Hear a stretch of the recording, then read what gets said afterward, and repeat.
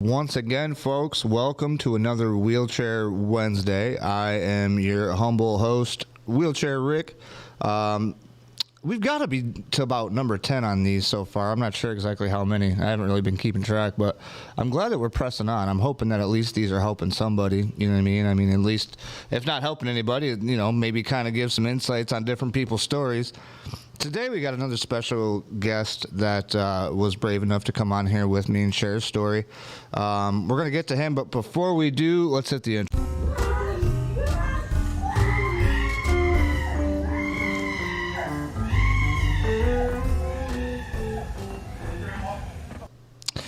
All right, so today with us is a guy I kind of looked over a little bit, and he's got a lot of stuff to tell us of what he does. This guy is pretty phenomenal. So without any further ado, let's get to it. Mr. Ian Cannon. What is up, sir? What's up, brother? How's everybody doing? Thanks for tuning in. I appreciate the opportunity to come on. I love your work. I love the storytelling, my man.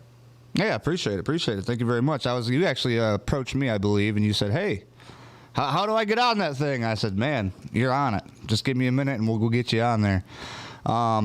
So today you're actually part of a special back-to-back episode with you, and then I was talking to you earlier about the Joseph Huerta. This is kind of something we've never done before, but I'm glad that you're a part of it. Before we get into the questions that I have, though, I know a lot of people have seen your picture with you and a famous somebody by the name of Mark Wahlberg. Why don't you go ahead and tell the people about that and let them know? Well, Mark and I have been in the same friend circle for several years. Through Mickey Ward, through John Redshay, boxing people both, and great trainers both that I had the luxury to work with. But I also worked in the film business for a brief time. And so for me, it was great to get a chance to meet and work with Mark. We worked on a film called Spencer Confidential. Mm-hmm. And it was just a boatload of fun. He's a great fitness guy, great boxing guy, someone I really respect and look up to, and happy to call a friend. That's awesome. That is awesome. So before we get into these questions, I'm just going to let you know kind of briefly, there's I think 10 roughly. We might throw a couple here and there. We might have some live people answer questions or ask us questions. Eddie, and that doesn't mean nasty questions. We want some good questions here now. Come on. My buddy Eddie Weber. You'll see it later. I might delete it. But he said, yeah, I got a question. How do you stay swimming in blank? I'm just going to leave that last word out. But anyway, we have the first question, which is the most important, I believe, is how did it happen? How did your accident happen, and how did you end up in a wheelchair? So I've been living the disabled life from day one, as I put it. I've been fighting to get to zero. That's the way that I describe living with CP. Okay. I was born with spastic dystonic quad CP. They thought I was going to be cognitively impaired, nonverbal, sort of every parent's worst nightmare. And thankfully, I ended up cognitively okay and clearly verbal. Okay. But I hated PT, right? It was boring to me. They weren't pushing me enough. They like to baby you a little bit, as we all know, if we live this life. Whether a diagnosis is SI or CP or whatever the heck it happens to be. And, boxing was just kind of it for me. I saw the movie Cinderella Man as a 12-year-old, and Jimmy Braddock and I had a lot in common. We were both Irish. We both had no left hand. Me because of CP, his because he kept breaking it. And in my little adolescent brain, I thought, well, if he can do that, I can do that. And begged my mom one day after a particularly rough day at school if I could go to the gym. My mom and I didn't really get along at the time, so she said, if you don't argue with me, we can go to the gym. And needless to say, I didn't go there as much as I thought, being a hot-headed teenager. And how old was you when you first went to the gym? I was 14. Okay. I was 14. All right. Cool. And how did you So, start out? I mean, when you went in there, what was the first, interactions like? first interactions, you would think that boxers wouldn't be very disability accommodating or very disability friendly, right? No, but it was the opposite. I mean, I was welcomed by former world champion Israel Pito Cardona, former ESPN commentator, and contender John Scully, John Iceman Scully, who gave me my nickname years later. They welcomed me and they just said, if you want to do this, we'll figure it out and work with you. And I got to work with Chris Lombardi and Pito for years. Nice. Until, it was until I managed to meet so many other great celebrities. And because of the fact that this was so unique from a biomechanics standpoint, so many people wanted to work with me. I used to call up different gyms of trainers that I would see on ESPN or HBO or Showtime and say, hey, this is my story. Can I come and learn for you? And because it was different and unique for them, they would invite me down. And that's sort of how the fitness component of my journey started. The competitive component was a little bit different, but we can get into that later if you guys want. Right. And really, I mean, it's kind of remarkable to the point to where it reminds me of the old saying, closed mouths don't get fed. You know what I mean? If you want to do something, you got to put yourself out there to do it. You can't just sit around and wait for it to happen. You know what I mean? Let's see here. So the next question is kind of, I don't know, I kind of, branded this around like paraplegics or quadriplegics, but it's pretty much, I would think this would kind of be a no-brainer to you. If you could go back, obviously, when you're, it's not really even an accident because you were born like that, but it's pretty much, would you walk if you could go and take back, everything, if you could just live a different life and walk, would you do that, or would you still stick with the life you have now? I would stick with the life I have now. I think it made me a better communicator, a better business person, Right. better romantic partner, a better son, because it allowed me to access emotions and empathy so much differently and so much more early than a lot of my peers. And I don't mean that in a bad way to the able-bodied community, not at all. But as we both know, living this life, it forces you to get real in so many different and unique ways, right? Right. For sure. I also want to give a shout out to all you people out there liking and sharing. I see I don't know if you can hear me, but when they like and share, like, stuff pops up and it makes noise. I should probably turn that down for the next ones, but we really appreciate it. That's a cool thing about going live. So my next question is dating/married. Like, are you? How's that go for you? I'm in a relationship. She's wonderful. She's watching.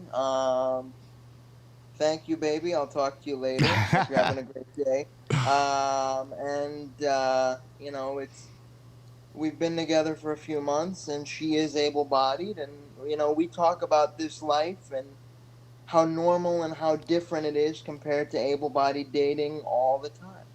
Right. It's one of those things that you have to communicate with your partner, and there are things about it that you have to find funny. Yeah, you got to have comedy, man. That's a fact. I can personally say without being funny and having laughs, and it would be a lot worse. That's for sure.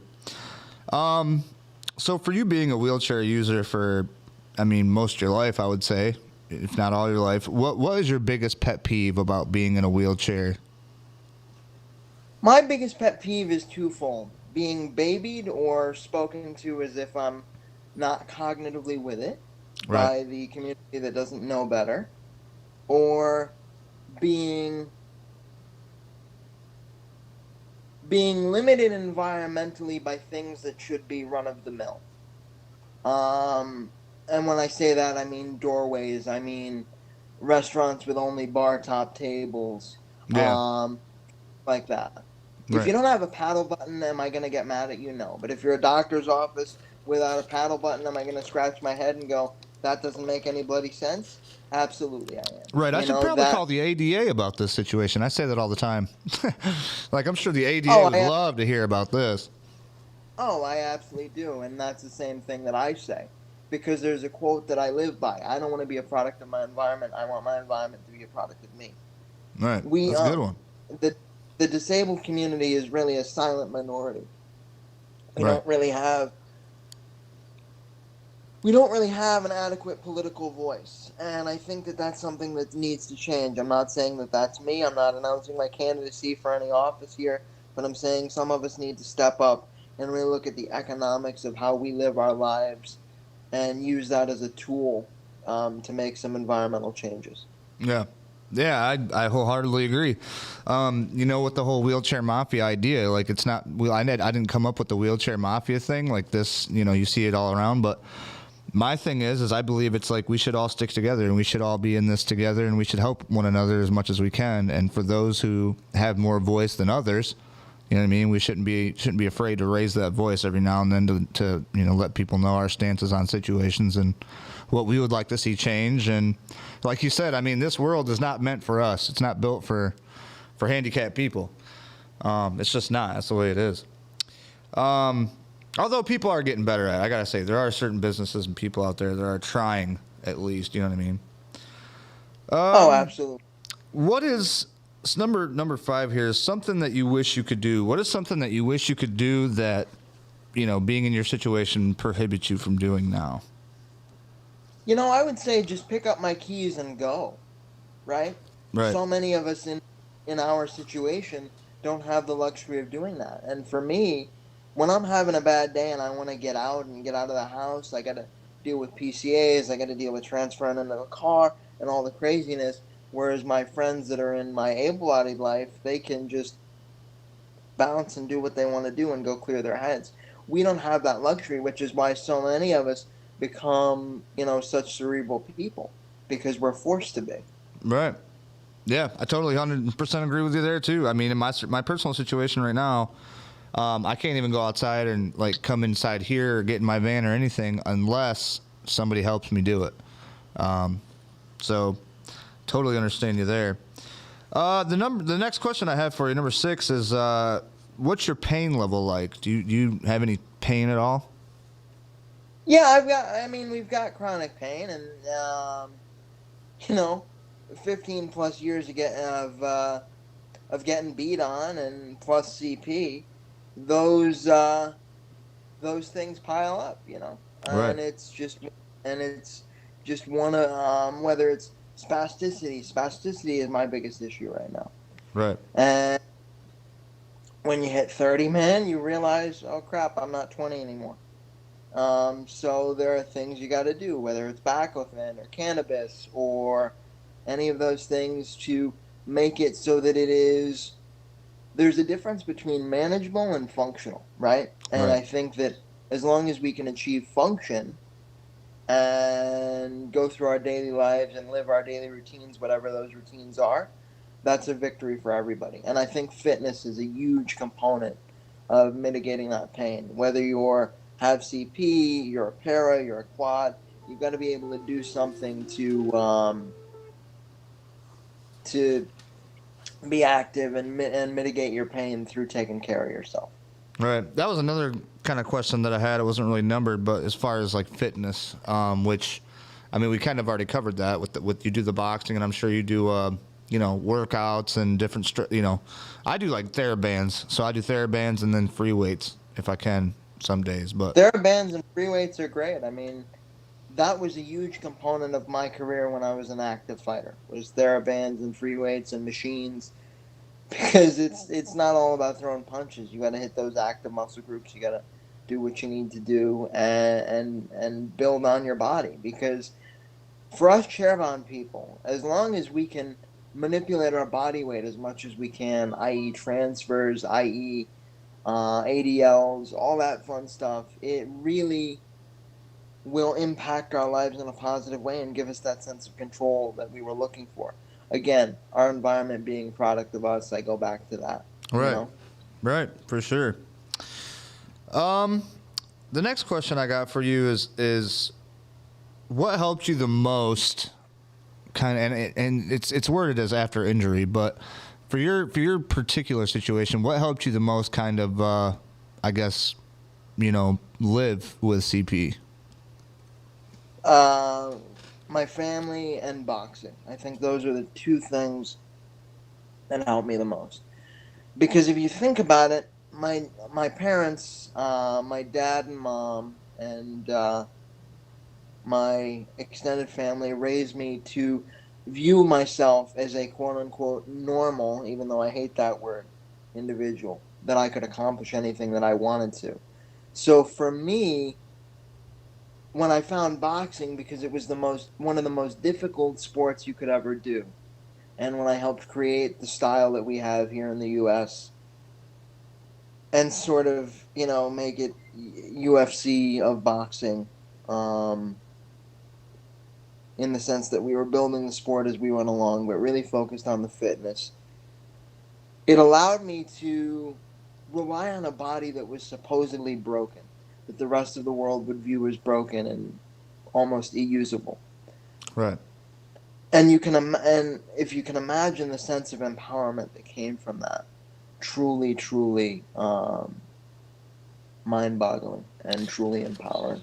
Yeah, when I think of cerebral palsy, the first thing that comes to mind is not a dude in a boxing ring giving it to another guy. You know what I mean? Like, that's just nothing that you think about. No, it's. I wish we got a video. I should have played it. I should have got a video ready or something because I have seen some footage. I don't know if it was you or if it was just somebody boxing in the ring, but like somebody has actually shared it to me. They said, "Did you look at this?" And I looked at it, and they had little. I think it was like 5-ounce gloves or something like that. We fought with 10-ounce gloves. 10-ounce, okay. 10-ounce gloves and headgear. But still, So that's the way man. I couldn't do it. I could, but I've never really been that much of a fighter. But to know that I'm in a wheelchair, and like I remember what it was like to move and juke around. But in order just to sit there and just take it and give it, oh man, I don't know, man. You got more gumption than me on that aspect.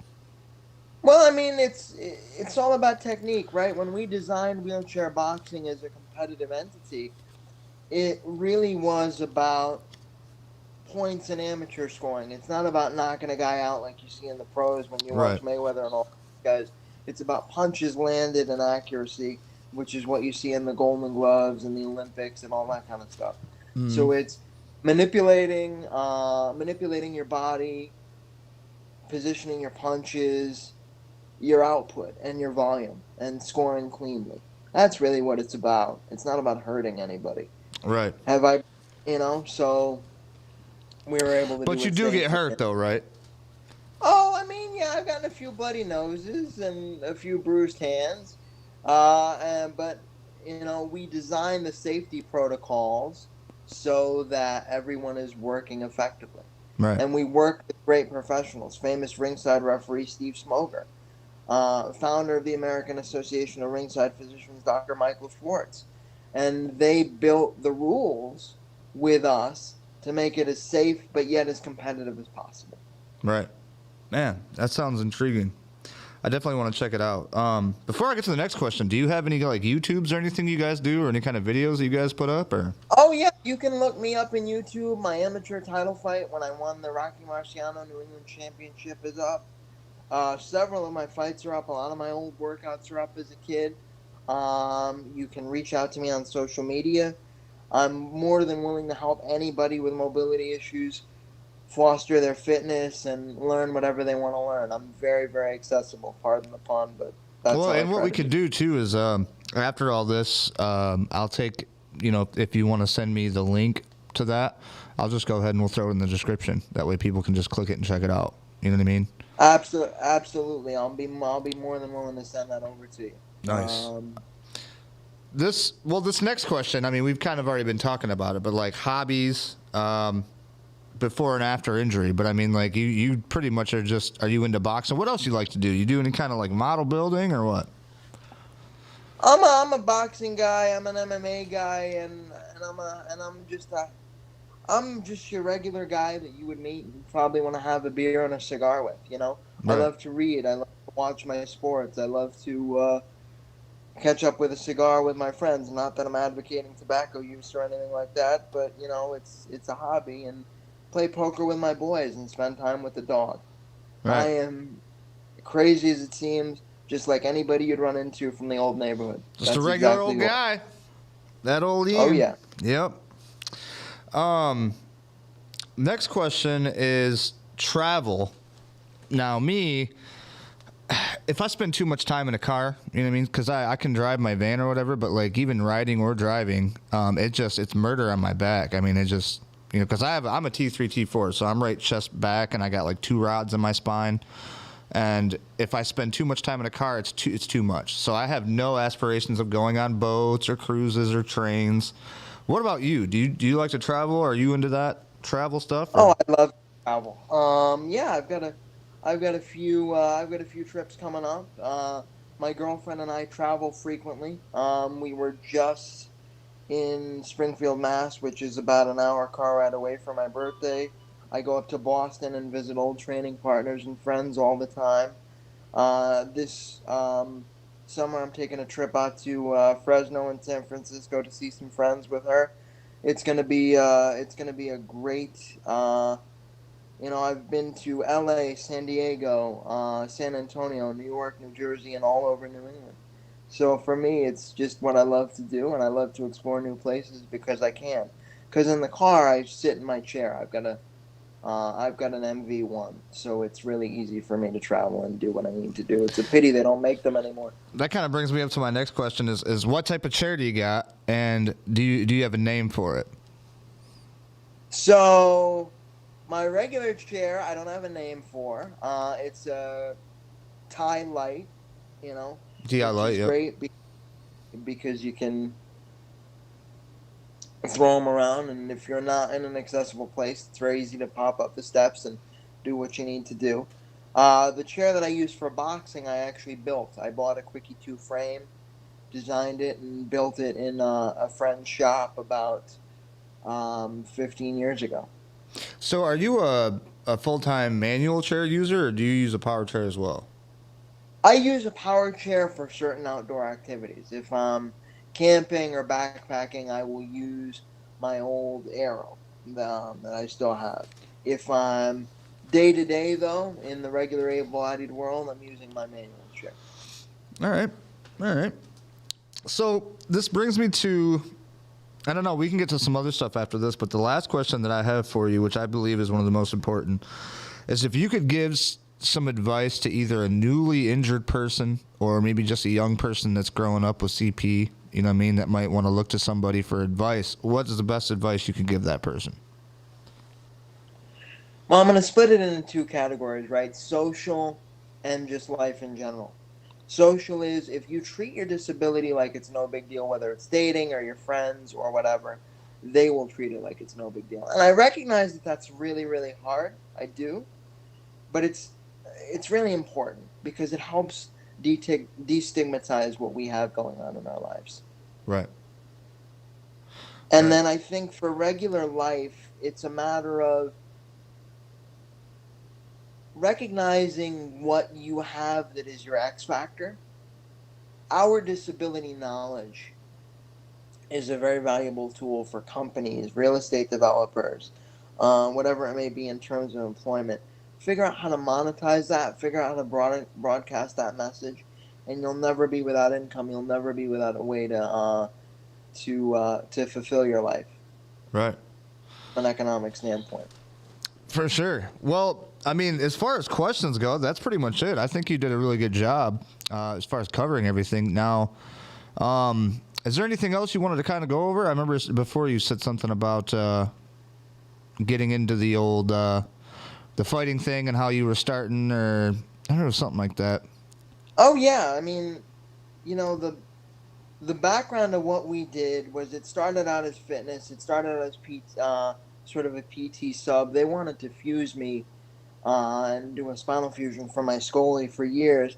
I didn't want to be limited mobility wise, so I kept telling them no. So my dad, whose family was in medicine, my grandfather, who was a GP for 50 years, who's no longer with us, they recognized the biomechanical benefits of boxing and building up the trunk and rotating and twisting and doing all the things that a lot of us need to do and building up that core, right? So Right. then after doing that for several years and gaining weight and gaining mobility and improving fine and gross motor, I wanted to compete like my friends, my able-bodied friends.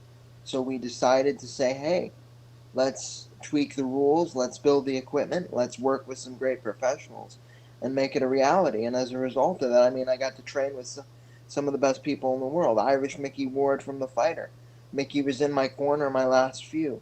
Renowned New England promoter Rich Cappiello, cousin of Rocky Marciano. Nice. Vinny Pat.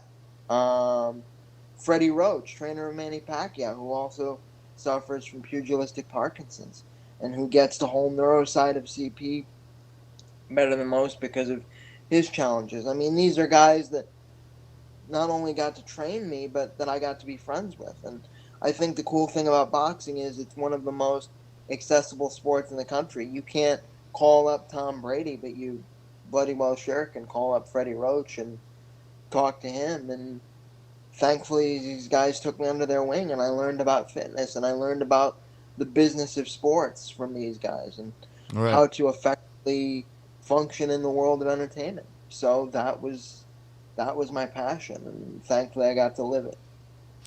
That is awesome, man. That is awesome. Very interesting. So when we get out of here, first off, let me thank everybody that's watching or that will watch this.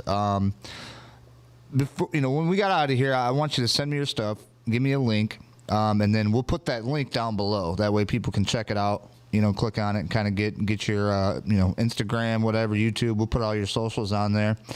And then, anybody else who wants to join up Wheelchair Wednesday, just don't be afraid. Send me a message. We'll get you on here like Ian. So with that being said, sir, I got to say I appreciate your time.